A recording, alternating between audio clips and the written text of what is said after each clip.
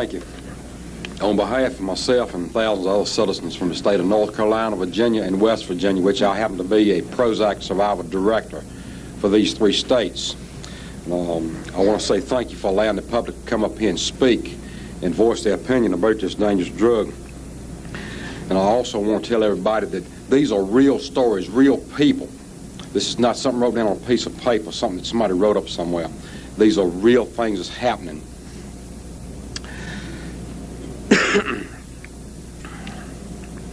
My story is also real. It's just a real nightmare, something I have to live with every day. I had 2 sons, David Lee, age 8, Billy, 16. The wife, 20 years, all gone. I'll tell you why. March of this year, my wife, Sandra, had some nerve problems. She was asked to go be evaluated. The doctor put her on Prozac. He told her she was depressed because she was having nerve problems. Now, I want you to keep this in mind, how my wife was, just a little short story. My wife was the kind of mother that always put the kids first. She would take her kids back and forth to school every day. My 8-year-old never rode a school bus. Wife was tied up in the church, tied up in Cub Scouts, room mother at school. I heard these people talking about scientific data. I want to show them some scientific data. This is scientific data right here. When all y'all look at this is scientific data. For those that don't say we have scientific data.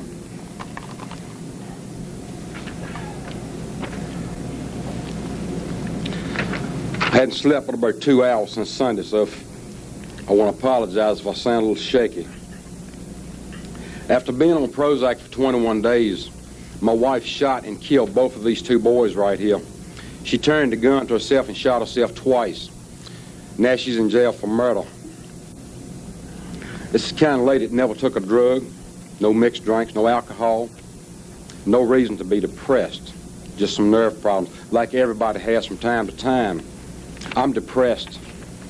I've got legitimate reasons to be depressed. I want to ask y'all, don't let this happen to nobody else. These are real people. You know, these murders and things are senseless. You know, it's time to put a stop to it. Thank you. Thank you.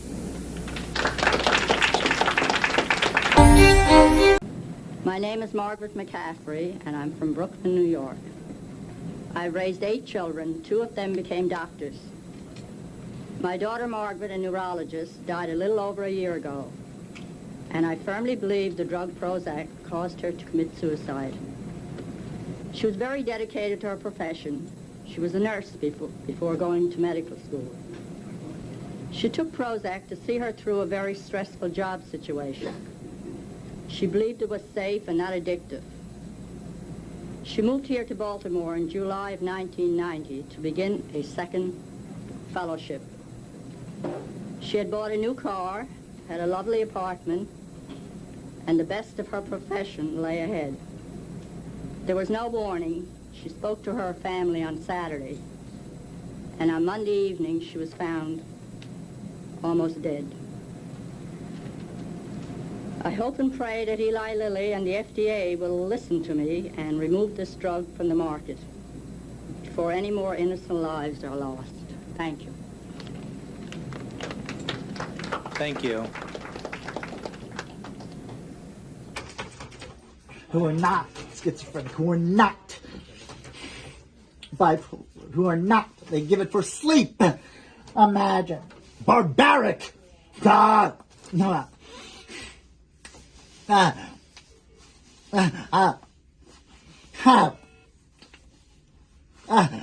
10-minute office visit. Give me this. I've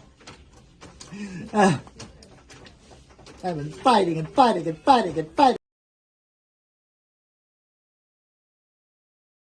Good morning, and welcome to this joint session of the FDA's Psychopharmacologic Drugs and Pediatric Subcommittee of the Anti-Infective Drugs Advisory Committees.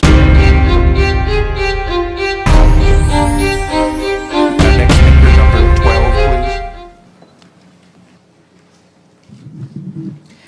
My name is Dawn Ryder, and I'm here to tell you my story, and I represent, as president of Aspire, more than 11,000 persons who are all named on the Eli Lilly and Prozac petition, which a copy has been given to the panel. We've been educated to believe that mental, emotional, and behavioral disorders are caused by chemical imbalances in the brain. The fact is that this is only theory, and this theory is pushed on us as if it were the absolute truth. The reality is that the best of scientists do not completely understand the complex interactions of the myriad chemicals in our brains. Those of us who elect to believe this theory and subject ourselves to treatment become guinea pigs in an ongoing experiment. I know this from personal experience. I trusted our family doctor when he explained that depression is caused by a chemical imbalance. We trusted him when he determined that Paxil was right for my husband and Prozac for my son. We weren't educated enough at that time to ask him to provide us with the test results that proved which chemicals were being balanced. I'm not going to go into details of what happened to our family. I've given you all documentation. It's very painful. Suffice it to say that my beautiful 14-year-old son is now dead. And when we discovered the problems with these drugs, we decided it would be better for my husband to suffer through depression than end up dead like our son. We found out that he could not get off of Paxil. He went through over a year of hell before he was able to finally withdraw from the drug, and in the process, it destroyed our marriage of over 20 years. I say with no apology whatsoever that these SSRI drugs destroyed what was once a loving and vibrant family.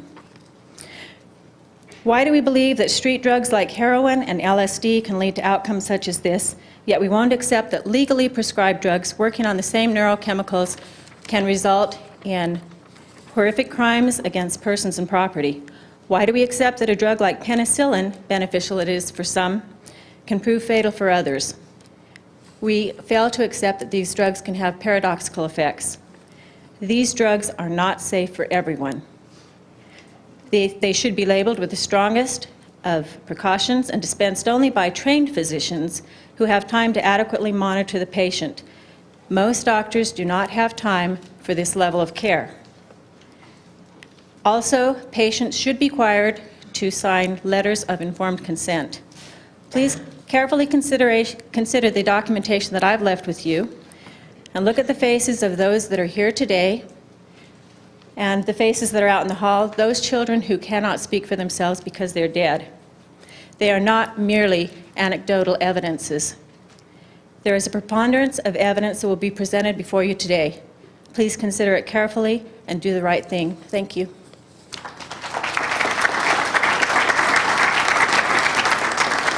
Thank you.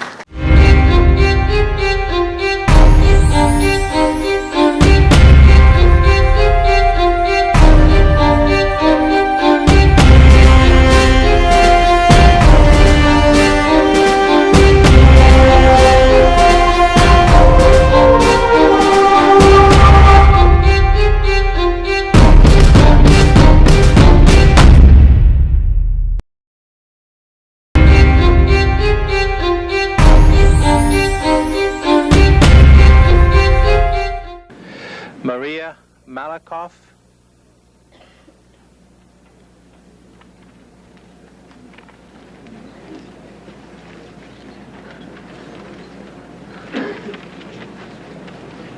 My name is Maria Malakoff, Malakoff. I did not prepare a speech, my husband has just committed suicide 4 months and 20 days in front of 4 kids and myself.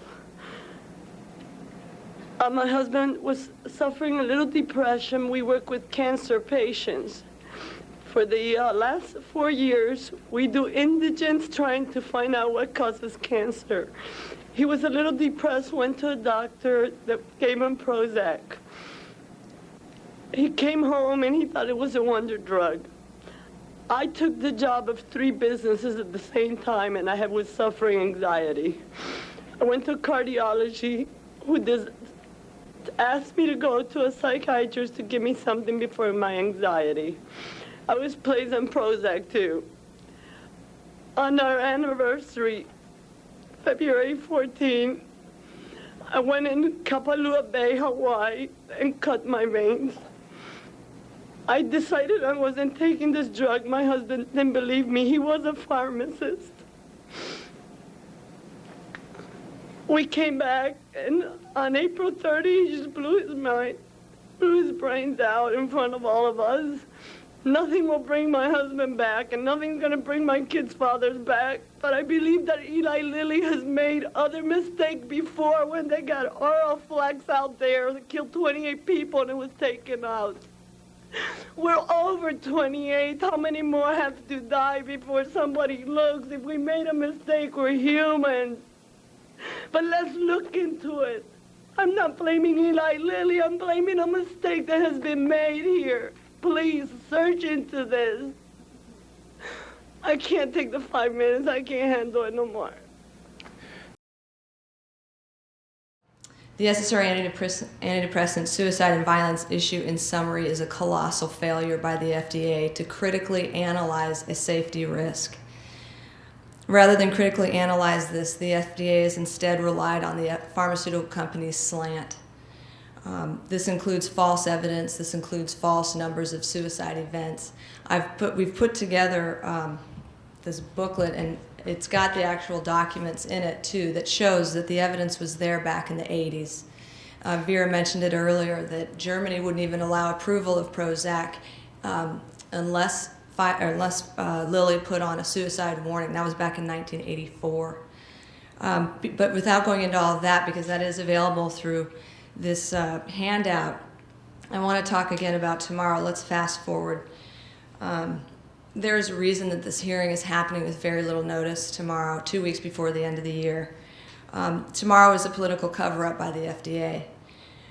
Right before facing the consequences of the enormous pressure to overhaul the structure of the FDA, which will begin next year, those guilty parties, the senior officials at FDA, including Thomas Loughran, Russell Katz, Bob Temple, these individuals have put together advisory committees, numerous of them, almost every day for the next couple of weeks till the end of the year.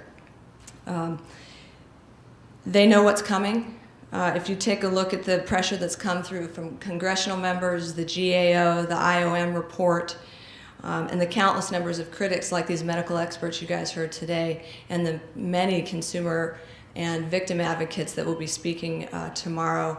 You heard from Kim today and Eric, but there'll be many speaking tomorrow as well.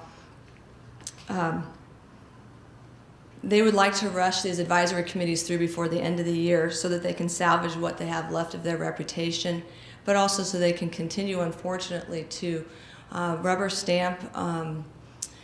Let me take that back. It's not even a rubber stamp. The FDA has been acting, unfortunately, for the benefit of the commercial interests of the pharmaceutical companies, not protecting the public health and safety. Tomorrow's issue, the antidepressant and suicide risk, is probably the most egregious example of an FDA failure. 15 years ago, they had the opportunity and they had the evidence to do something. Instead, and this is in one of the documents as well, so it's not my words, FDA considered it 15 years ago as not a real issue, but rather a public relations problem. That's the way FDA talked about it with the pharmaceutical companies when they were gathering this information. That's the way they treated it in 1991, and tomorrow is no different. The FDA has presented the advisory committee with 2 reports from employees inside this already determined to be defective culture of FDA. It's designed not for a critical analysis of all of the evidence that's available. Instead, it's an under-the-radar rubber stamp of FDA's failed analysis 15 years ago. For example, despite it being identified as in the IOM report as the biggest flaw of FDA's structure, it is completely ignoring all of the post-market evidence that's been presented. You've heard reference to the case reports and that they call them anecdotal and disregard them. This is all evidence that confirms that there is a very serious risk for suicide and violence induced by the SSRI antidepressants. Dr. Loughran and the other FDA senior officials who perpetually ignore even their own researchers, we see this continually in the reports, not just with the SSRIs, but in all of the enforcement avenues of the FDA. They know what's coming. This is this restructure, and hopefully next year it will be the beginning of the end of the FDA senior officials protecting the commercial interests again of big pharma at the expense of of human lives. If they can get this black mark, this SSRI antidepressant suicide and violence issue done and out of the way before the end of the year, they may save some face, they may salvage somewhat of their reputation, but it will be at the cost of more lives and continue to allow these drugs through the suicide and the violence that they induce to harm innocent victims. Thank you very much for your time.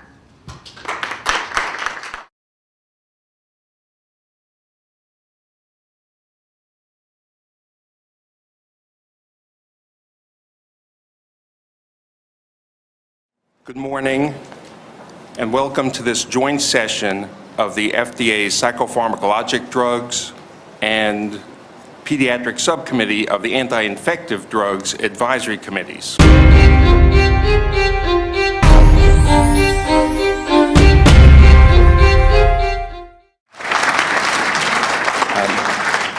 have the next speaker, please. My wife Cheryl and I desperately hope that our story, along with others that you will hear today, and I'm so proud of the teens and the young adults who you will hear from today, that they have the courage to come forward and talk with you personally. I wish our son could, he cannot. There is a serious problem with the way SSRI medications are being prescribed today, and how in many cases they can directly cause violence and suicidal behavior, and those we love and treasure the most are children. You see, we lost our 13-year-old son, Matt, in the summer of 1997. He died after a psychiatrist we did not know gave him 3 sample bottles of a pill we had never heard of for a perceived illness that his doctor could only guess at. We were advised with great authority that Matt was suffering from a chemical imbalance that could be helped by a new, wonderful medication called Zoloft. It was safe, effective. Only 2 minor side effects were cautioned with us: insomnia, indigestion. Now, I don't know if Matt had a chemical imbalance. I do know this: we had moved him to a new neighborhood a year before, a new school setting. He was uneasy. He didn't have the friends he had grown up with in our old neighborhood. Yes, our son was unhappy. So Matt's doctor, a man we know through court testimony to have been a well-paid spokesman for Pfizer, gave us Zoloft. He said, "Take these for a week. Call me back when you know how Matt is doing." Matt didn't have a week. He became agitated on the pills. He did not sleep. He did not eat. He could not sit still. That night, a Sunday, before leaving on vacation, after taking his 7th Zoloft tablet, he took his own life. This is important for you to know. Matt hung himself from a bedroom closet hook, barely higher than he was tall, to commit this unthinkable act, something he had never attempted before, never threatened to any family member, never talked about. He was actually able to pull his legs up off the floor and hold himself that way until he lost consciousness and forced himself to leave us. Matt's autopsy showed the levels of sertraline in his blood were 3 times the therapeutic minimum levels. You have an obligation today, this panel, to prevent this tragic story from being repeated over and over and over again. Hope you'll do the right thing. Thank you, Mr. Miller. Yes, we could have the next speaker.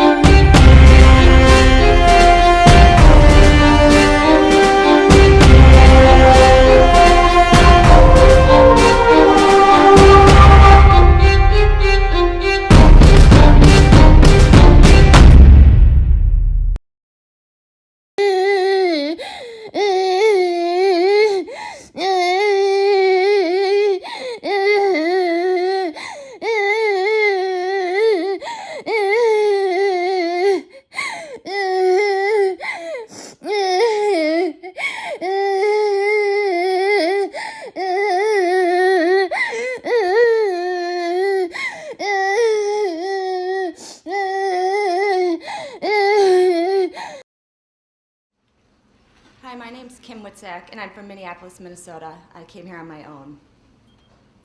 This is Woody, my husband of almost 10 years. Woody was outgoing, gregarious, smart, full of energy. Everyone loved him, but to me, he was simply Woody, my best friend, and the one that greeted me every day, "Hello, sunshine." He was the guy I was supposed to have a family and grow old with. However, on August 6, 2003, that day changed. I became a widow. Woody was found dead hanging from the rafters of our garage of Zoloft-induced suicide at age 37. Woody wasn't depressed. He had no history of depression or suicidality.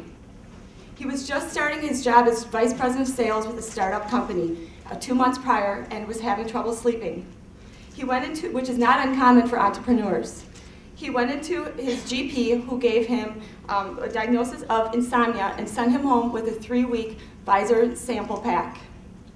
This sample pack automatically doubled the dose from 25 to 50 milligrams after week 1. No cautionary warning was given to him or me about the need to be closely monitored about going on the drug or dosage changes. In fact, I was out of the country for the first 3 weeks he was on this drug. Within days, Woody had the side effects like profuse night sweats, diarrhea, and worsened insomnia. He also experienced others that were known only to Pfizer, but not to Woody, his doctor, or his family. Shortly before he died, I found Woody curled up in a fetal position in our kitchen floor with his hands around his head like a vice crying, "Help me, help me." My head's outside my body looking in. Pfizer acknowledges this in an internal document, which you guys all have copies of. It occurs on all SSRIs, "We don't know why," the first sentence on the top of that document. Something did not add up with Woody's death. So we started searching the only thing that changed during this time, and that was Zoloft. Woody and I never questioned the drug. Why would we? Zoloft is FDA approved and sold as safe and effective. Our journey for the truth has led us to the courts, Congress, and HHS. We were able to get internal confidential documents, ones that are here in my packet to you and other ones that you have not seen. Here's one. It came from Pfizer Zoloft UK that the Irish Medical Board asked them to give. Looked at their clinical studies. The highest percent in Pfizer's study, 31 to 40, 50 milligrams, 15 to 30 days, all 3 Woody. This next one, in conclusion, 54, this is Pfizer's causality analysis. 54 of the 252 of their case studies were directly related to the event to Zoloft. We deserve to be told all side effects, not the ones that you find are acceptable and which ones you want to keep from us because you're afraid to scare us away. Woody deserved it, we all. Thank you.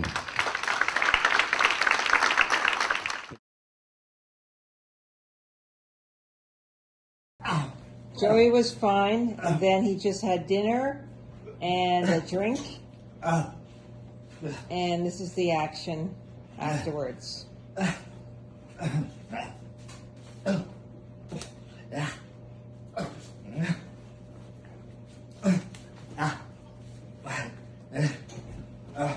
That's all the dopamine firing in your brain from eating food.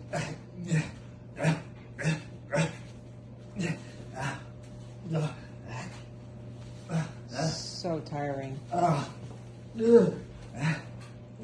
Hi, I am Peter Bregan. 15 years ago, I warned the FDA and I warned the country in toxic psychiatry that antidepressants were causing a stimulant amphetamine-like syndrome that was resulting in violence and murder. In 1994, in talking back to Prozac, I warned the country and the FDA again, this time with tons now of scientific data on the same issues. During that period of time, I was asked to be, and this is very relevant to your deliberations, the scientific investigator for all of the combined Prozac suits, almost 200 of them. So I got to look at all the sealed data that Eli Lilly didn't want anybody else to see. So about 20 books later now, and a few dozen scientific studies, and innumerable product liability suits where I've looked at sealed data, I've come to tell you that you're evaluating junk. You're evaluating carefully edited, expurgated data that I've seen and you haven't. This is a most remarkable circumstance that you have resources, people who have been inside the drug companies, who can tell you what's happening inside the drug companies, and of course, you've avoided it. All the documents I'm going to discuss now are on my website, www.bregan.com, and they've all been given to you, sent to you via the committee. In 1985, the Germans asked Eli Lilly to review all of its controlled clinical trials, phase 2, phase 3 for suicidality.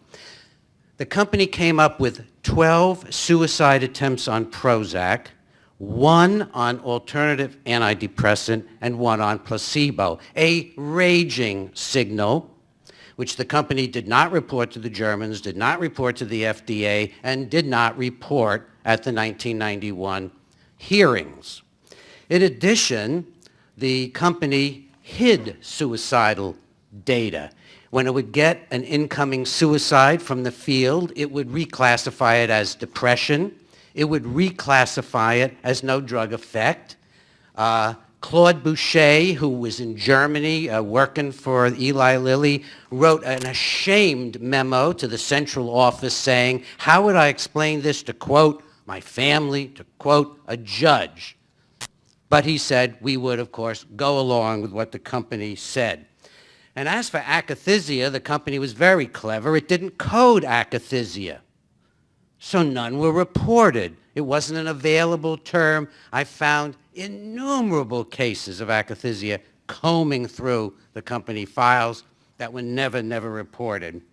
GSK, GlaxoSmithKline on Paxil, combing through their files, I have found suicides that haven't found their way, suicide attempts. Thank you.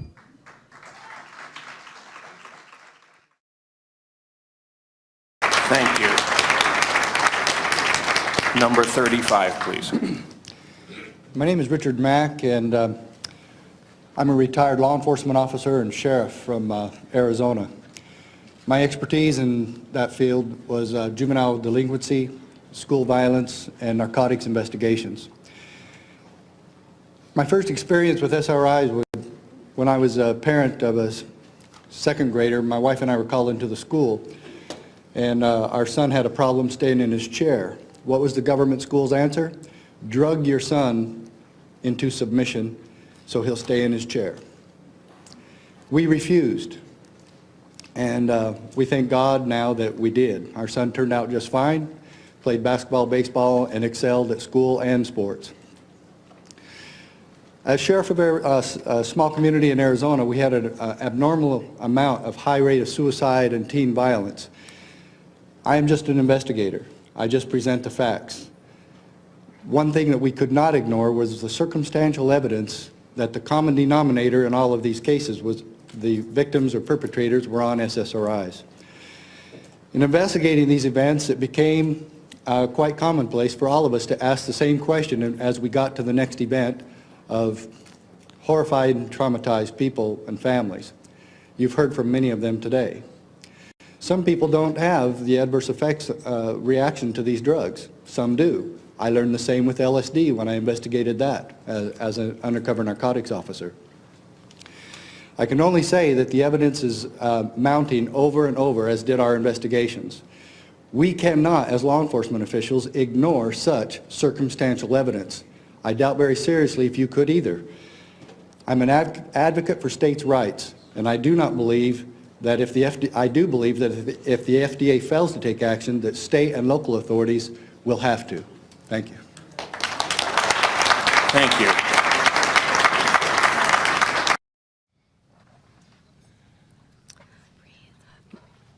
My name is Mary Ellen Winter, and I'm here with my family. There is a before and after Paxil entered our lives. Our daughter Beth's life began December 29, 1980. She was the fourth of our 7 children. She loved milk and ate lots of macaroni and cheese. On May Day, she left flowers on the neighbors' doorsteps. She was the angel in the church Christmas pageant. She loved dressing up in Halloween costumes. Beth never missed a day of work. Beth always danced. If she cried, she always ended with laughter. Beth loved to talk to the elderly and listen to their stories. On birthdays, she would make crowns of flowers for people's special day. Beth loved jogging and taking long walks with friends. She studied abroad at Oxford and backpacked through Europe. Beth was the godmother for her nephew, James. Beth was always happy, smiling, and she loved life. Everyone wanted to be Beth's best friend. She graduated from the University of Rhode Island cum laude. A few months after Beth graduated, she began to experience insomnia, which caused her to become anxious. Beth never had a history of anxiety or depression. She went to her family doctor, and after a brief visit, Beth was prescribed Paxil and told she would feel better. Within a few days of taking Paxil, Beth couldn't ice a cupcake, couldn't jog to the corner, couldn't go to work, and still couldn't sleep. Beth felt out of her skin but didn't know why.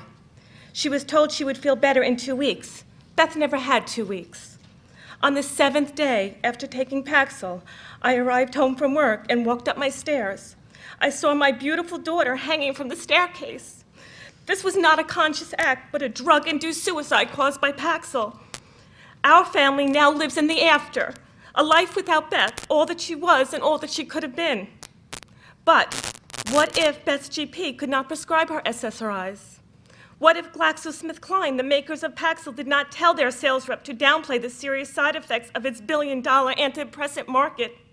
What if the FDA had listened to their own scientists who proved that antidepressant raised the risk of suicide? What if the FDA, what if we had an FDA we could trust that did not falsely claim there is no evidence? What if the FDA had the integrity to come out and say a drug we approve can kill you? Then Beth would be jogging. She would be leaving flowers on people's doorsteps, spending time with the elderly. Beth could have been working hard on her communication career. Beth could be married and have a family of her own, and we, her family, would not be visiting her gravesite to spend a moment with her, like so many of us here. You can't bring back our before, but you can prevent another family from living our after. Thank you. The next speaker.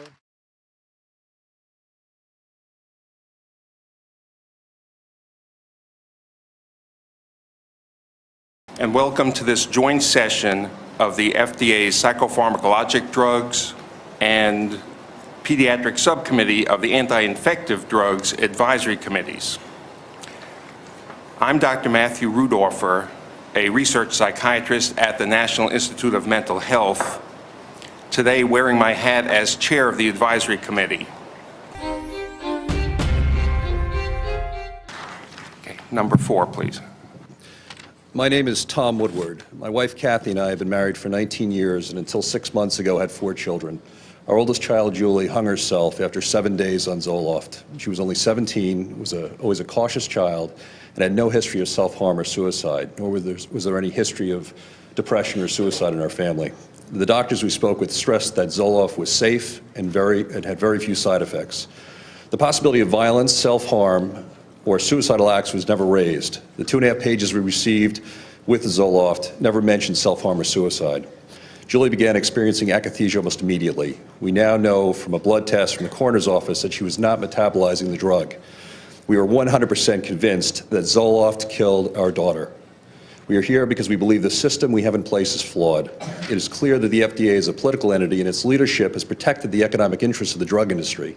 Under the Bush administration, the FDA has placed the interests of the drug industry over protecting the American public. Dr. McClellan understands how important political contributions are, particularly since his mother has headed up Republican fundraising in Texas. 86% of the $14 million in political contributions given by drug companies has gone to the Bush administration and Republican candidates. What did Pfizer, Eli Lilly, and GlaxoSmithKline Beecham buy? The FDA should be a jealous advocate in protecting the American people. Those in leadership positions within the FDA must be beyond reproach. FDA's chief counsel, Daniel Troy, has spent his career defending the drug industry. Suppressing unfavorable data may be legal, but is it ethical? If the trials don't favor a drug, the public never hears of them. Legal maneuverings have thrown out the scientific method. The drug industry must be compelled to produce all of their findings and studies. I also believe public funding of these trials is warranted. Our daughter Julie had been excited about college and had scored 1,300 in her SATs several weeks before her death. Instead of picking out colleges with our daughter, my wife and I had to pick out a cemetery plot for her. Instead of looking forward to visiting Julie at school, we now visit her grave. The loss we've experienced is horrific. We don't want another innocent child or family. The next speaker is Joseph Glenmullen.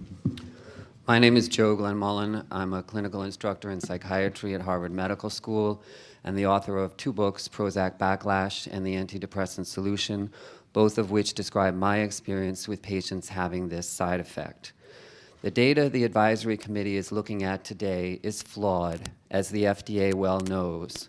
Although the FDA has known about this side effect since 1990, it has never insisted that a pharmaceutical company study the phenomenon with sensitive measures of treatment-emergent suicidality. On September 20th, 1991, the FDA held a hearing just like today's and swept this issue under the carpet. At the time, the FDA and Eli Lilly, Prozac's manufacturer, agreed that Lilly would do the gold standard research. Lilly developed the protocol for the research, including sensitive scales of treatment-emergent suicidality, yet Lilly never did the research, and the FDA still hasn't gotten the gold standard research done. Given the limitations of the data the advisory committee is looking at today, the powerful evidence of antidepressant-induced suicidality occurring in patients under 25 years old and 45 to 64 years old mandates a warning for all age groups. The increased risk for under 25-year-olds is statistically significant, as acknowledged by the FDA. Although not statistically significant, the powerful evidence of risk for 45 to 64-year-olds meets the statutory requirements for FDA to issue a warning. You cannot leave out 25 to 45-year-olds because the limitations of the data are the most likely reason why the risk for this age group does not appear in today's data set. Statisticians know that when low-quality data, such as today's, shows a risk, higher quality data would show a stronger risk. Especially since the FDA has not done the gold standard research, you must extend the warning to all age groups. Warning patients does not scare them away from treatment. It allows them to make informed choices and save lives. Think how many lives could have been saved if the FDA warned about this side effect back in 1991 when it first evaluated the issue and swept it under the carpet. Think how many families and communities have been devastated by this side effect in those 15 years. Do the right thing today and extend the black box warning to all age groups. If you do anything short of that, once again, the FDA has failed to protect the American public and American patients. Thank you. Thank you.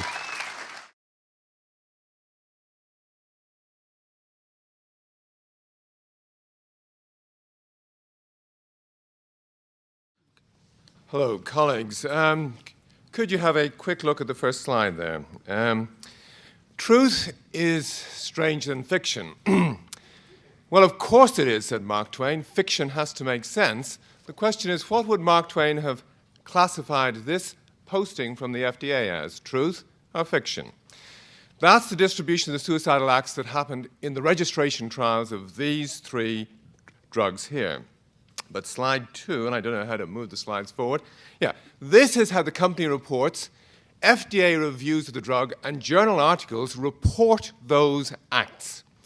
You referred earlier to the Ferguson et al. Article, on which I'm a co-author. We had to cope with this. We didn't undo this particular bit of bias to come to the results we had. The results we had would have been worse if we had undone this. You referred to the MHRA article. Well, MHRA included 3 placebo suicides that weren't on placebo in clinical trials. People who, a week after going on Prozac, went on to commit suicide. Dr. Loughran has an article from 2001 in which he's the sole author that repeats this mistake. Dr. Loughran, in this particular document here, gives you no hint that all of the articles that he refers to showing that there is no increase in risk also repeat the mistake that you see here. But this is the most interesting slide. This you won't have seen, perhaps. This is data from 3.5 years ago. This is data from FDA that FDA put in the public domain. This shows you a clearly statistically significant increased risk of suicide.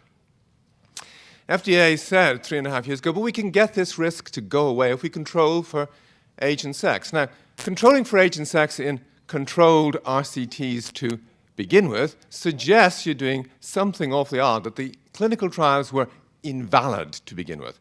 FDA also said that when we control for location, that it actually makes a difference.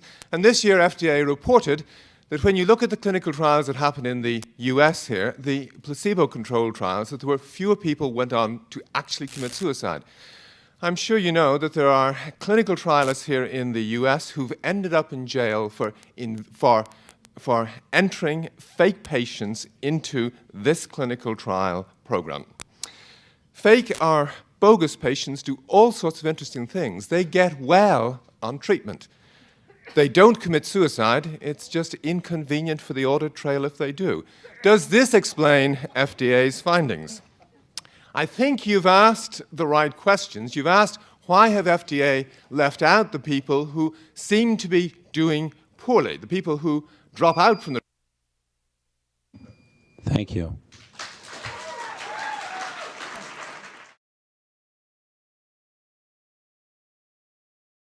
Joey, try and stop.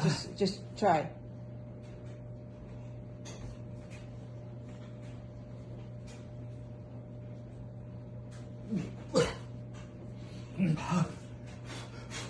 See, that's the thing about this.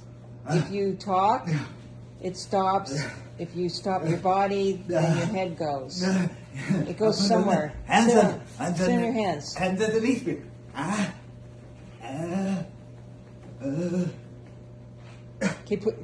Cross your feet and see what happens. What? Cross your legs. No, you gotta keep your hands under you.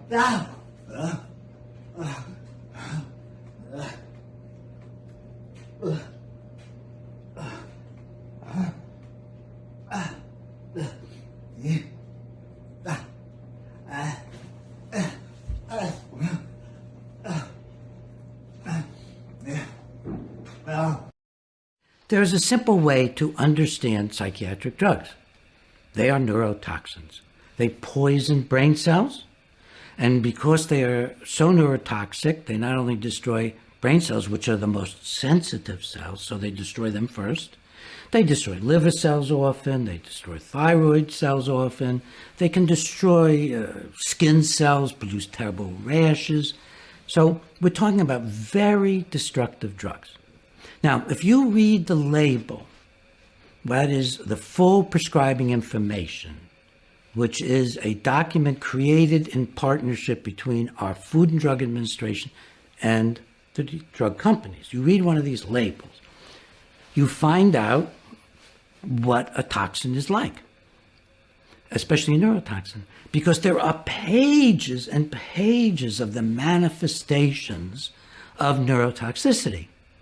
And in fact, since the brain has limited toxic reactions, has infinite creative reactions. It writes Shakespeare, the brain's infinite creative reactions.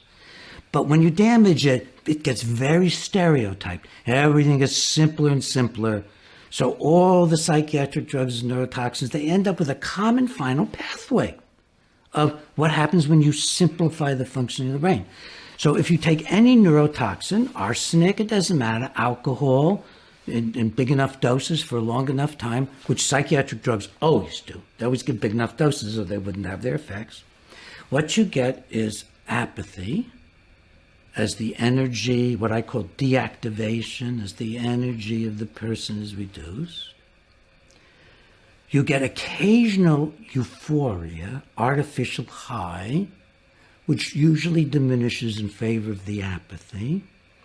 And because they afflict the frontal lobes, because they all massively cross the blood-brain barrier, they're hitting everywhere in the brain. That's why they're different from a knife wound even into the head. They're more damaging than that, because they're infiltrating the whole circulatory system of the brain. It's encapsulated, but every drug is tailored to get in there. So it's going through the brain, it's infiltrating the brain, and it's got to eventually hit all of the emotion and intellectual centers of the brain. And when you do that, the brain just becomes indifferent. It's close to apathy, but it's a little different. You just don't care anymore. You're just not engaged in life anymore. Nothing quite matters to you as much anymore. And then, I think it's because of the frontal lobe injury, you develop what I call medication spellbinding. You develop the inability to understand the effects of the neurotoxin. So the technical term that I use in the literature when I developed this concept is intoxication anosognosia. Anosognosia is a concept that developed in neurology, that when portions of the brain are injured, you may not recognize the injury. Even you get a stroke on one side and the hand doesn't move anymore. You may not even recognize it because something happens that you begin to lose the perception of yourself. Well, when the entire brain is infiltrated with a disease process like encephalitis or a psychiatric drug, and they're very similar. In encephalitis, I've written books and articles in the scientific literature about this. The psychiatric drugs mimic encephalitis. So when you do that, you get this really drastic indifference that eventually becomes intoxication and anosognosia. You don't know what's happening to you. So you get patients who are walking around like zombies on your psychiatric ward, and the patient doesn't understand the depth of this crushing effect. The family does. So the family comes into the hospital, and they have a little meeting with the patient who's sitting there like this. And enough of any drug will do this. You start with the most toxic drugs of all, the so-called antipsychotic drugs. They're simply the most toxic of all. And you get this effect with one dose. You can knock down a dog. You can knock down an ape. You can knock down a frantic person in the emergency room. One dose. That's how toxic they are. One dose. You don't care anymore. No, I'm not going to have no menace to anybody. The patient has no idea what's hit them. They can go on for months like that. They can go on for years like that. Over the years, the quality of life begins to deteriorate, and they don't know it. But their loved ones often know it. Their children know it. And they'll sit in a conference room, and let's say you have a mother, a father, a 10-year-old son, and there's the man, 40 years old, maybe he's divorced, and he's sitting there with his son and his parents maybe, and the social worker, the psychiatrist, the psychologist. So you have a family seminar with 3 or 4 family members, the psychiatrist, the psychologist, the social worker. And everybody in the room knows that the patient who's slumped over like this is practically being killed by the psychiatric drugs. Everybody knows this, except the psychiatrist, the psychologist, the social worker, and the patient. The people who know are the family members. It's an astonishing thing, and we could talk a lot about this, that you can bring up doctors not to know that they are destroying the lives of their patients. Why else would I be the first psychiatrist to ever say to the world, lobotomy is immoral as well as unscientific? No evidence it does anything except destroy people. You get in there, you bore a hole. We used to put formaldehyde in people's brains through those holes. By the time I came around and did an international campaign to stop lobotomy and psychosurgery, which I mostly did throughout Europe, Canada, North America, U.S., I came and I debated people in England and so on, and even stopped programs in India and Japan. Before I came along, no psychiatrist in the history of my profession had ever stood up publicly and said, this must be stopped. It slowed down because the drugs cause lobotomies. Remember, there's only just a few ways to damage the brain and a few ways to respond. So you damage the brain by doing massive cuts in the front or electrical storms in the front or poisoning it. And you're going to get these common effects of apathy, indifference, spellbinding where you don't know what's happening to yourself. Why was I the only one? Why am I still the only psychiatrist to stand up in public and testify in court and say shocking the brain with 10 times now the energy levels we used decades ago, shocking the brain until you cause flatlining, shocking the brain until you flatline. After, of course, a massive seizure exhausts your brain and you flatline, so that you come out in a condition which any reasonable physician would say is severe traumatic brain injury, because it has every characteristic that meets the scientific criteria for severe traumatic brain injury. You have a massive insult to the brain, you have a massive seizure, you have flatlining followed by complete loss of memory for everything surrounding the trauma, Never mind the past that's going to memory loss and the future memory loss. You have confusion, you have disorientation, takes you many minutes to awaken. You awaken in a state where your judgment is gone, where you have to be taken care of by other people. I mean, not one, not two, not three, but 2 or 3 a week, week after week. And somebody wants to claim you need a scientific study, which we have, to show it causes brain damage? What upbringing does it take of a psychiatrist? What does it take so that you don't look at this and say, oh my God, the horror? So all of this raises issues about what is it to be a human being, and I hope that gets touched on. What is it to be a human being? We are so malleable. I remember there's a man I haven't seen in decades who did a study of Norwegian concentration camps. He said, oh, the Norwegians always said during the war how they're terrible Germans. And then when the Germans took control of Norway, they set up a concentration extermination camp right in Norway. And they got plenty of people to participate. And you can bet you anything you could do it in the U.S. I'm certain of it. Not even big changes. You know, we put the Japanese into these terrible camps. Why did we pick them? We hardly put any Germans in. So if you can tell somebody somebody's different, you can do anything in the world you want to. That's human nature. But somehow in medicine, in particular, that has gotten activated over centuries of arrogance and medical control and medical know-it-allness. Then you get somebody like Peter Garza who comes along, or myself who comes along, and, you know, we just don't know about all that. We're reading stuff about human beings. We want to know what helps them, what hurts them. We're not thinking what's going to empower me. I think that's one of the big differences. We're thinking about how do you save lives? How do you protect people? I remember thinking that as an 18-year-old volunteering in a state mental hospital. How do you protect these people? But most people are thinking, how do I protect myself? And I don't blame them. I don't blame them. I don't make my friends become reformers or something. But this is the complicated nature of human life. I'm getting far afield. Let me talk very briefly about some of the things done to me, because that might be interesting to just get them in. The efforts made to destroy a person who starts out young like me and who has a massive accomplishment, like, you know, preventing the lobotomists from coming back and doing again millions of people around the world. It wasn't just the license attack in '87.